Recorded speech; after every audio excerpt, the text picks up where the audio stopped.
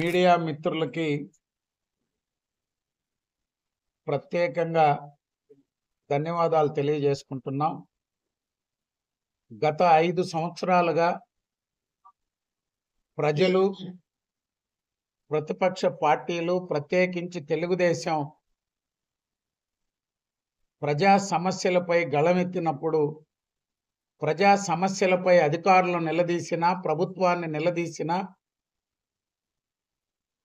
అండదండలు అందించిన మీడియా మిత్రులందరికి కూడా పేరు పేరున ప్రత్యేక ధన్యవాదాలు. గత 3 నెలలుగా ఎన్నికల రణరంగంలో అధికార పార్టీ ప్రలోభాలు, ఒత్తిళ్లు, దౌర్జన్యాలు, అరాచకాలని ఎప్పటికప్పుడు మీడియా మిత్రులు ప్రజల దృష్టికి, ఎన్నికల కమిషన్ నిరంతరం పర్యవేక్షించే విధంగా కృషి చేసిన మిత్రులందరికీ కూడా ధన్యవాదాలు తెలియజేస్తూ, 5 సంవత్సరాలు విచ్చలవిడిగా ప్రవర్తించినటువంటి ముఖ్యమంత్రి దగ్గర నుంచి కింద వార్డు స్థాయి నాయకత్వం, వైకాపా నాయకత్వం, ఈ రాష్ట్రంలో పోలీస్, రెవెన్యూ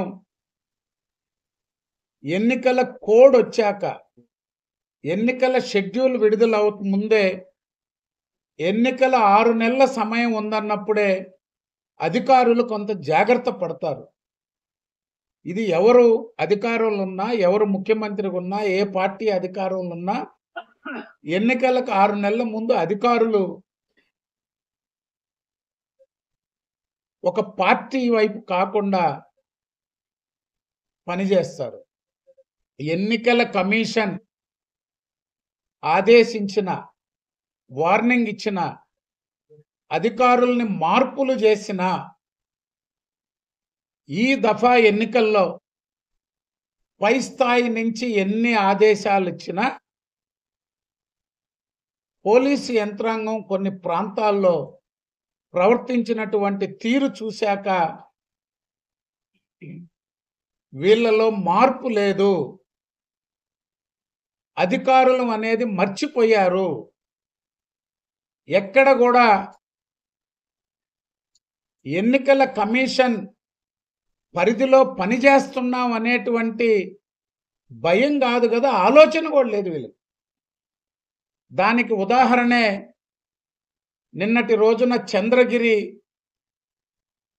స్ట్రాంగ్ రూమ్ దగ్గర జరిగినటువంటి ఘటన. తిరుపతి నగర నడిబొడ్డున స్ట్రాంగ్ రూమ్ దగ్గరికి అభ్యర్థులు పోవాలంటే, లేకపోతే అభ్యర్థి తరపున చీఫ్ ఎలక్షన్ ఏజెంట్ పోవాలంటే 100 నిబంధనలు చెబుతున్న అధికారులు, పోలీసు యంత్రాంగం, 100 మంది వైసీపీ గూండాలు రాడ్లు, సుత్తులు, కత్తులు ఎత్తుకొని స్ట్రాంగ్ రూమ్ దగ్గర ఎందుకున్నారు?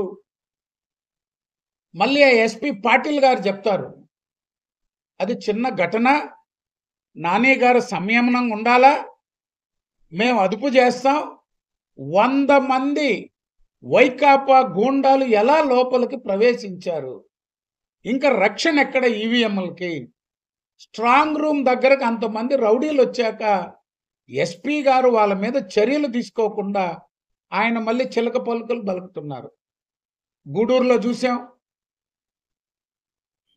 గూడూరులో ప్రశాంతంగా జరుగుతున్న పోలింగ్ కేంద్రంలో అభ్యర్థి మేరిగ మురళీ గారు, నరేందర్ రెడ్డి గారు, వైకాపా నాయకుడు జొరబడి అక్కడ ఉన్నటువంటి రామచంద్రారెడ్డి అనేటువంటి నాయకుడిని ఎస్ఐ కొట్టి వైకాపా నాయకులకి హ్యాండ్ ఓవర్ చేస్తాడు. దారుణమైన పరిస్థితి. మరొక పట్టాభి రామిరెడ్డి గారు, నీ అంతు చూస్తా, నిన్నే టార్గెట్ నాకు, ఆయన చొక్కా పట్టుకొని పోయి లాక్కుపోతారు. ఎమ్మెల్యే వస్తే గందరగోళంగా మాజీ ఎమ్మెల్యే సునీల్ మీద దాడి. అక్కడున్న ఎస్ఐ అంజిరెడ్డి వైఎస్ఆర్సీపీకి పనిచేయాలనుకుంటే చొక్కా ఇప్పేసి వైఎస్ఆర్సీపీ బనీన్ వేసుకొని ఎన్నికల్లో తిరగొచ్చు. లేకపోతే సిఐ వేణుగోపాల్ రెడ్డి, డిఎస్పి సూర్యనారాయణ రెడ్డి, మీకు అందరికీ జగన్మోహన్ రెడ్డి మీద ప్రేమ ఉంటే వైఎస్ఆర్సీపీలో చేరి పనిచేసుకోండి. అసలు చిన్న సమస్య లేని దగ్గర మా లీడర్లను కొట్టి వైకాపా వైపు తోసి వాళ్ళ చేత కొట్టించారు.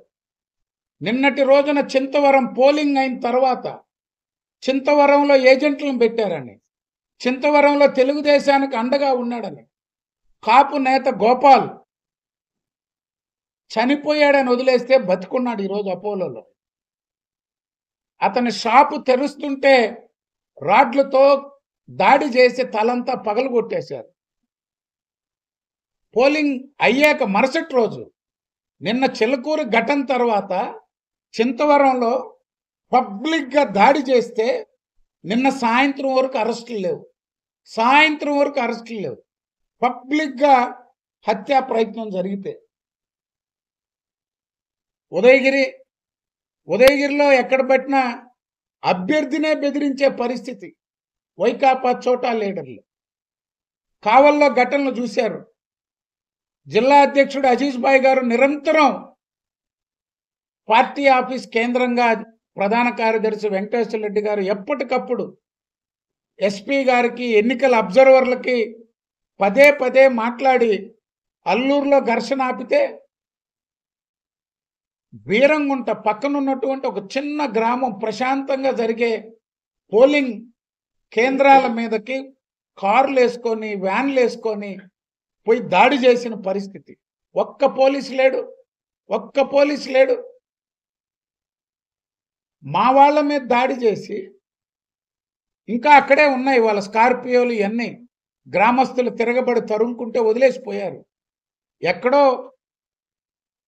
పోలింగ్ కేంద్రాల దగ్గరకు ఎందుకు వచ్చినాయి, వాళ్ళ మీద పడి ఎందుకు కొట్టారు, దానికి 324 తెలుగుదేశం పార్టీ ముఖ్య నాయకుడు తిరుమల శెట్టి శ్రీనివాసుల మీద దాడి చేస్తే ఎన్నికల అబ్జర్వర్లు, ఎస్పీలు చెప్పినా 324 కేసు. ఉద్దేశపూర్వకంగా ఒక గ్రామం మీదకు పోయి దాడి చేస్తే, ఉదయగిరిలో రౌడీ షీటర్లు అభ్యర్థి మీద దాడి చేయడానికి వస్తే వార్నింగ్ ఇచ్చే పరిస్థితి కూడా లేదు కావలి డివిజన్ డిఎస్పీ గారు. పోలీస్ తీరు ఎస్పీ గారు ఎప్పటికప్పుడు స్పందించవచ్చు. కమ్మగా మాటలైతే చెప్పారు అజీజ్ భాయ్కి, ఎన్నికల అబ్జర్వర్కి, మాకు అందరికి. కానీ దారుణంగా ఉంది పోలీస్ వ్యవస్థ. అటు తిరుపతి ఎస్పీ కానీ, నెల్లూరు ఎస్పీ గారు కొత్త, ఎప్పటికప్పుడు కింద సిఐలకి, డిఎస్పీలకి చెప్పినా దారుణంగా వ్యవహరించారు ఉదయగిరి, కావలి పోలీస్. ఈరోజు మాచర్ల, పల్నాడులో చూశారు. పోలింగ్ స్టార్ట్ కాకముందే ఏజెంట్ల మీద దాడులు, అభ్యర్థుల మీద దాడులు. ఈరోజు నేతలు, వైఎస్ఆర్సీపీ నాయకులు మాట్లాడుతున్నారు, పోలీసులు సరిగా వ్యవహరించలేదని సజ్జల, అనిల్ కుమార్ యాదవ్ వీళ్ళందరూ మాట్లాడితే నవ్వొస్తుంది. అసలు స్థానిక సమస్యలు అంటే వీళ్ళకి ఎన్నికలంటే పోయినసారి లాగా పంచాయతీలు, మండలాలు, మున్సిపాలిటీలు లాగానే ఇట్నే జరుపుకోవచ్చు అనుకున్నారు. ఇది కేంద్రంలో పైన ఎన్నికల కమిషన్ ఒకటి ఉంది. ఈడ ఎన్నికలు జరపాలా, ప్రజలు వచ్చి ఓట్లు వేయాలనేది మర్చిపోయినట్టున్నారు.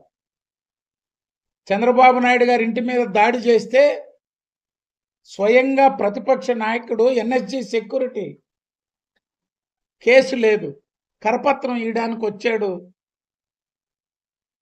రమేష్ గారు అని చెప్పారు ఇప్పుడున్న మంత్రి. తెలుగుదేశం పార్టీ ఆఫీస్ మీద డీజీపీ ఆఫీస్ పక్కన దాడి, ఒక్క అరెస్ట్ లేదు. తాడిపత్రి ఘటన, పెద్దారెడ్డి ఎమ్మెల్యే జేసీ ప్రభాకర్ రెడ్డి ఇంట్లో పోయి కూర్చొని, ఇంట్లో ఆయన కూర్చునే కుర్చీలో కూర్చొని దమ్ముంటే రాని, ఆయన ఇంట్లో కూర్చొని ఆయన్నే పిలవడు, చర్యలు లేవు. ఈ విధంగా అంగళ్ళు చంద్రబాబు నాయుడు గారి కార్యక్రమం మీద అంగళ్ళు ఘటన రాళ్లు దాడి చేసి మా మీద హత్యాయత్నం చేసి తెలుగుదేశం పార్టీ నాయకులు కార్యకర్తలను 400 మంది 400 మంది 1.5 నెల ఊళ్ళల్లో లేకుండా చేశారు. అంటే ఇలా పోలీసింగ్, ముఖ్యమంత్రి జగన్మోహన్ రెడ్డి పాలనలో ఇలా పోలీసింగ్, వీళ్ళు పోలీస్ చర్యల గురించి మాట్లాడుతున్నారు. మాచర్ల ఎన్నికల అబ్జర్వర్ల మీద దాడి చేశారు. స్థానిక సంస్థల ఎన్నికల్లో కార్లు బగలగొట్టారు. ఈరోజు అభ్యర్థుల మీద హత్యాయత్నం చేశారు. అక్కడ చేరి వీటన్నిటి గురించి మాట్లాడుతున్నారు. ఎన్నికల కమిషన్, అదేవిధంగా అధికార యంత్రాంగానికి మాకు నష్టం జరిగినా, మా నాయకులు కార్యకర్తలు ఇబ్బంది పడ్డా సాధ్యమైనంత మేరకు ఎన్నికలు సజావుగా జరిగేందుకు ప్రయత్నించినటువంటి అధికార యంత్రాంగానికి అంతా కూడా తెలుగుదేశం పార్టీ తరపున కృతజ్ఞతలు తెలియజేస్తూ, అదేవిధంగా జనసేన పార్టీ, భారతీయ జనతా పార్టీ ఈ ఎన్నికల్లో కూటమి ఎవరు పోటీ చేశారా, ఏ పార్టీ అక్కడ పోటీలో ఉందనేది లేకుండా ఒకరికొకరు సహకరించి కూటమి విజయమే ధ్యేయంగా పనిచేసినటువంటి ఇరు పార్టీల నేతలకి కార్యకర్తలందరికీ కూడా ధన్యవాదాలు తెలియజేస్తూ, ప్రజలు ఓటింగ్ సరళి చూశారు. ఒక కసిగా ఈ ఎన్నికల్లో ఈ రాష్ట్రాన్ని కాపాడుకోవాలా, చంద్రబాబు నాయుడు గారి నాయకత్వం ఈ రాష్ట్రానికి అవసరం అనేటువంటి ఓ నమ్మకంతో ప్రత్యేకించి యువత ఈ రాష్ట్ర భవిష్యత్ కోసం పెద్ద ఎత్తున తరలి వచ్చారు. ఓటర్లు ఎక్కడికక్కడ మండుటి ఎండలో కూడా భారీ ఎత్తున పోలింగ్ అయ్యేందుకు కదలి వచ్చినటువంటి ఓటర్లందరికీ కూడా ప్రజలందరికీ పేరు పేరున ధన్యవాదాలు తెలియజేస్తూ, పోలింగ్ సరళి చూస్తే జిల్లా 73-63 అయింది. నియోజకవర్గాల వారీగా 79-63, దాదాపు 80% నియోజకవర్గాల వారీగా అజయ్ బాగా తెలియజేస్తారు. 80% పోస్టల్ బ్యాలెట్. అధికారులు కూడా గత 5 సంవత్సరాలుగా ఒక భయాందోళనతో పనిచేసినటువంటి ఉద్యోగస్తులు